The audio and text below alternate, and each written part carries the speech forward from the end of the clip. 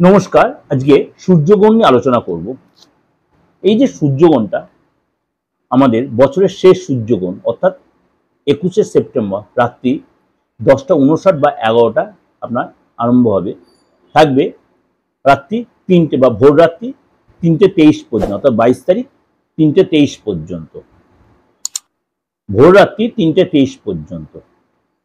সুতরাং এই যে গ্রহণ, এই যে 4 ঘন্টা 23 মিনিট গ্রহণ, এটা কিন্তু আমাদের ভারতবর্ষের দৃশ্যমান নয়। কিন্তু ভারতের দৃশ্যমান যদি নাও হয়, ভারতবর্ষে কিন্তু তার এফেক্টটা হবে। ভারতবর্ষে এর এফেক্টটা কিন্তু ভারতের যেহেতু দৃশ্যমান, তার জন্য সূতক কালো মেনটেন করার দরকার। কিন্তু কি কি করবেন না করবেন আমি বলে দিয়েছি। কিছু কিছু রাশির জন্য যথেষ্ট ভালো, সেটাও আলোচনা করেছি। কিছু রাশির ডিস্টার্ব, সেটাও আমি বলেছি। আজকে আরো একটু বলবো, আরো কিছু রাশির জন্য একটু সতর্কতা অবলম্বন করতে হবে। এই গ্রহণ হবে কন্যা রাশির উপরে। এই গ্রহণ আপনার কন্যা রাশির উপরেই হবে কিন্তু, অর্থাৎ কন্যা রাশির লোকেদের কিন্তু এই সময় কিন্তু এই 29 সূর্যগ্রহণ 21 সেপ্টেম্বর রবিবার, মানে মহালয়া অমাবস্যার মহালয়ের দিন কিন্তু এই গ্রহণ হবে। কিন্তু মহালয়ের কোনো মানে আপনার তর্পণে এর কোনো এফেক্ট হবে না। আপনার যে টাইম বলি তর্পণের জন্য, সেই টাইমে আপনারা করতে পারবেন। যেহেতু আপনারা এই গ্রহণ ভারতবর্ষে এফেক্টেড নয়, তার জন্য গ্রহণের ক্ষেত্রেও কিন্তু মানে মানে তর্পণের ক্ষেত্রে কিন্তু এর কোনো এফেক্ট হবে না।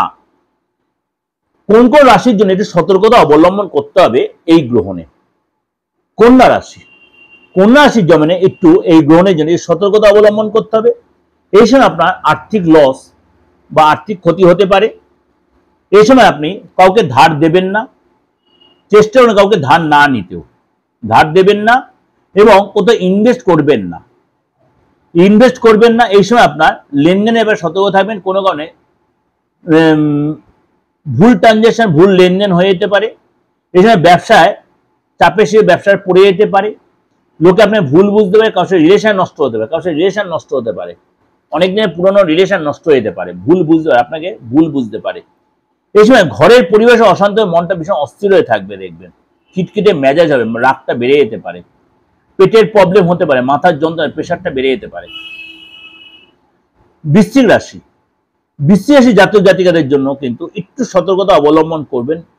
মহিলা বা পুরুষ, যেসব মা বোনেরা কনসিভ করে আছেন, প্রেগন্যান্ট হয়ে আছেন, খুব সতর্ক থাকবেন এই গ্রহণের সময়টা। কোনো মতেই সূর্যগ্রহণের যেহেতু রাত্রিবেলা, আপনারা কোনো মতেই কিন্তু মানে মানে এই মানে খোলা আকাশের নিচে যাবেন না, ঘরেই থাকবেন এবং দরজাটা বন্ধ করে রাখবেন। ভালো করে শুনুন, দরজাটা বন্ধ করে কোনো মতেই না সূর্যের রে আপনার শরীরে না লাগে, বা এই মানে রাতের যে আকাশ বা আপনি না দেখতে পান, বা ওই দিক থেকে মানে অপোজিট আপনার বাইরে কোনো লোকের সাথে আপনার যেন মিট না হয় এই সময়টা। অবশ্যই তার আগে খাওয়া দাওয়া করে নিয়ে শুয়ে পড়বেন। এবং নর্মাল যারা বিশ্বাসী লোকেরা, যারা পুরুষ মানুষ আছে, তারা এই সময় লেনদেনের ব্যাপারে খুব সাবধান। পাশে তর্ক বিতর্ক, কথাবার্তা সাবধান, রাস্তায় চলাফেরা, বিশেষ করে গাড়ি যারা চালান খুব সাবধানে চালাবেন। সিদ্ধান্ত বুঝে শুনে নেবেন, তাড়াহুড়া করে কোনো স্টেপ নেবেন না, মানসিক চাপ বাড়বে। এই সময় নিজেকে একটু শান্ত রাখার চেষ্টা করবেন। মকর রাশি, মকর রাশির জন্য সূর্যগ্রহণ কিন্তু আপনার জন্য একটু চাপ হবে, শরীরের উপর একটু প্রেশার আসতে পারে, কাজের চাপ বাড়বে, ব্যবসায় কোনো কারণে সমস্যা হতে পারে, কোনো অর্ডার ক্যান্সেল বা কোনো ক্লায়েন্ট কেটে যেতে পারে, ভুল বুঝতে পারে। জীবনসঙ্গী সে খুব একটা সময় ভালো হবে, মনটা অস্থির, চোখে জল আসতে পারে, মাথাটা খিটখিটে হতে পারে, ঘরে একটা অশান্ত পরিবেশ হতে পারে। কুম্ভ রাশি, কুম্ভ রাশির এই গ্রহণ কুম্ভ রাশির জন্য কিন্তু একটু নেগেটিভ ইম্প্যাক্ট তৈরি করবে। আপনার শরীরের উপর একটু নেগেটিভ চাপ আসবে, আপনার দেখবেন খিটখিটে মেজাজ হয়ে যাবে, ঘুমটা কম হতে পারে, পেটের প্রবলেম হতে পারে, ডাইজেস্টিভ ক্যাপাসিটি কম হতে পারে, লোকের সাথে অশান্তি জড়িয়ে পড়তে পারেন।